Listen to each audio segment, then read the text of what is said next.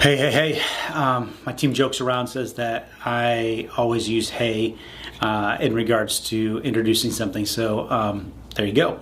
I just wanted to process a couple things or share some things I believe are real pivotal. And just as we're walking, it's just those highlighted things of reminders that it's been confirmed to me through a number of different people because of what we're walking through. And a lot of times I'm experiencing something that I recognize many other people are experiencing as well. So first of all, the one thing that the Lord keeps hitting me on is those who have the most hope are the most dangerous. Bill Johnson, it's a quote from him, but it's so true that right now it's so prevalent and so needed based upon the narratives, the situations, the circumstances in the world with COVID, with politics, with schools, with life, with businesses, that we have to have hope. And hope comes from this place of understanding what God has spoken. And faith comes by hearing. And so we have to hear in order to have faith, and that in order to have hope in what God has spoken. And so it's so important that we feed the seeds of the word of the Lord that God has said to us by believing Him and truly trusting that God's going to do what He said. And so I just want to encourage you right now to figure out ways that you can fill yourself with hope. And part of the way I know, for me, fill myself with hope in circumstances, whether it's, clients that left, or business transactions that fell through, or things that are delayed, or, employees that leave, or challenges in the home.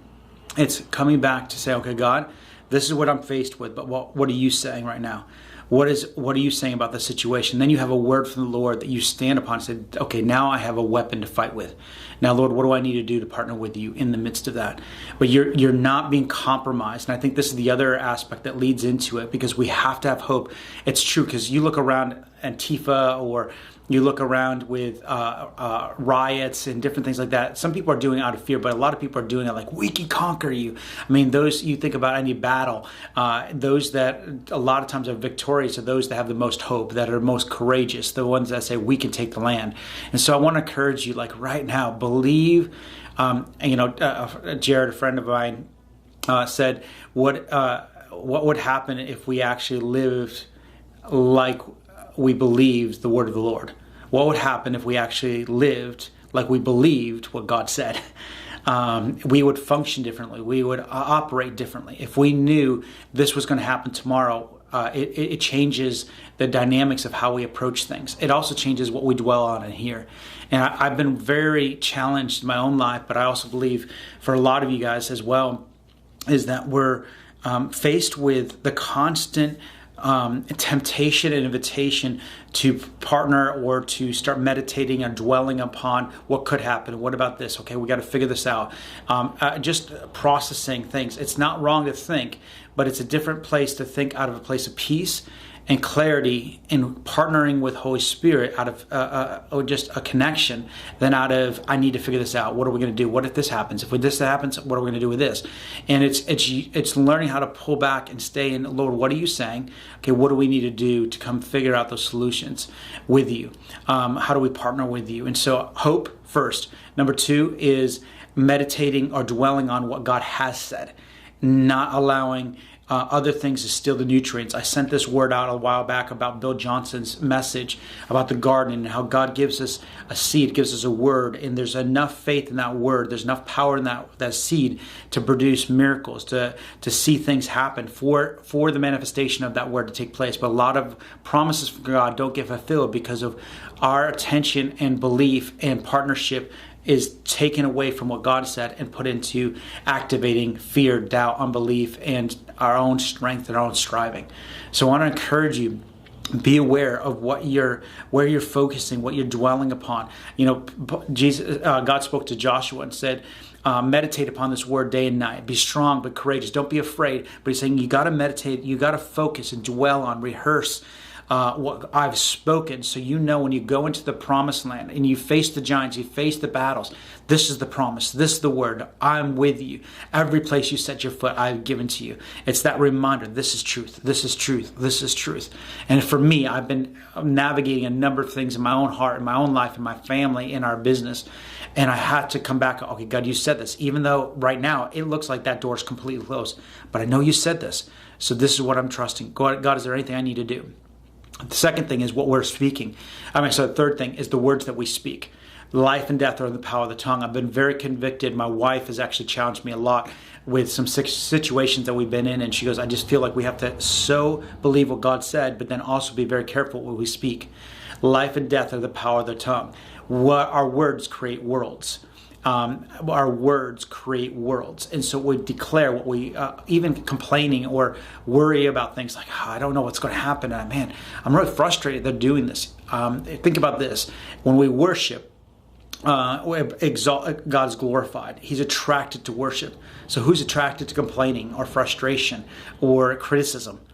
Exactly. And so as we're just walking our day-to-day life, be aware of what we're speaking out, what we're talking about, what we're agreeing with, because it creates worlds. You have chosen to partner with God in your life. And so you've stepped into this realm, this lifestyle that has, it's an access to things that many others don't ever access because they're just functioning on just reacting and responding and just normal day-to-day stuff. But you and I have chosen to say, God, we're all in. We're just going to follow what you're doing. And because of that, He's opening up doors. He's inviting us to walk with Him in His ways, His kingdom, and His processes. As we do that, we start to experience and access things that we would never experience before.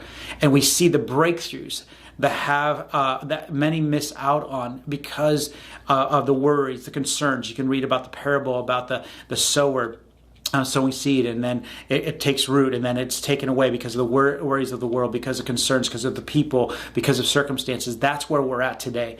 So we have to, no matter whether it's the world economics, whether it's the politics, the COVID, the vaccinations, whether it's our business transactions, our finances, our employees, our spouses, our children, it's like, God, what are you saying? What are you saying about that? So that we can choose to really partner with and see the fulfillment of what God spoke. And, I love, Bill alluded this to before, it's like many promises of God are never fulfilled because of our disagreement, our unbelief, our choosing to agree with something else. Because when we're not believing the word, we're believing something else. And so it's sowing into that seed, the nutrients that need to bring it to pass. And I really want to encourage you just to ask yourself, what am I sowing? Where am I putting my nutrients, my belief, my minds, my thoughts towards what God spoke or towards stresses, concerns? And I understand the tension. And so it's a constant reminder. That's why I'm sending this out. I want to remind you because we're in this journey and God is, I feel like we're in a season right now of reaping seeds that have been sown in generations before. That's a vague word. Let me go back. I feel like you've sown many seeds and that you're reaping even in years past, 2 years, 3 years, 4 years. I have a testimony of a guy named John. Many of you have heard some stories about him in Wyoming. And he last year or the year before, he'd been working on major projects, a lot of money invested into it. But he just, again, simply just wanted to walk in obedience to what the Lord's saying. And as he did that, he wasn't so much grasping for the results of those things because they're projects that he thought were going to turn around. He was just wanting to be obedient to what God said in the moment, whether investments or pursuing this project. And that seemed as though they were dead. It seemed like he had lost it all. And a year later now, even I think it was 2 weeks ago, he's getting calls back and conversations with these people said, hey, listen, everything has changed around. We thought you were going to have this small percentage, but now you get this whole thing. And it's just flipped completely to a greater than or better than that he even expected. And I feel like your yeses yesterday are going to reap incredible incredible harvests of blessing today. And so I just want to celebrate you. When I say celebrate you, I mean because you've said yes so many times, but I feel like we're in this season of reaping seeds that have been sown. And so it's so important to believe what God has said. If you can't remember, go back to your journal, go back to what he said last time. God, what was that? What was that promise? Oh, that's truth. God, have you changed anything? No, okay, that's what you're saying. That's what I'm agreeing with. Lord, what do I need to do to partner with you? in the place of that. And then the final thing I just want to say is, as you're doing it, be aware of the motivation of your heart. And I know this is a lot. I'll probably go into this another time, but just be aware of the motivation of your heart, of keeping your heart clean and loving others really well in the process. I'm going to do that another time because I feel I need to end this. So I just pray right now that you would start to, first of all, experience the nearness of God, that you would experience the presence of God, you experience the love of God, you experience His voice and truth in the midst of it. I silence every voice that's not of God right now over you. And I just declare breakthrough, and that you recognize even in the waiting, because you look at Scripture, constant verses about waiting. What do you do in the waiting? Because we're going to wait at times, but I believe we accelerate the breakthrough as we choose to trust and believe and sow in to what He has said and declare it. Declarations are key right now of what God is saying, because it's an agreement and releasing that. And so, Lord, I just pray right now that every person that is watching or listening to this, that they experience your nearness, they experience your voice, and that this would be a season of harvest. This would be a season of hope. This would be a season of a breakthrough. And Lord, you say desires fulfilled are like a tree of life. And so, Lord, I just thank you that hope that's been deferred is no longer deferred, because we are now in the season of seeing God break through. So I just bless you all today. Hope this encouraged you.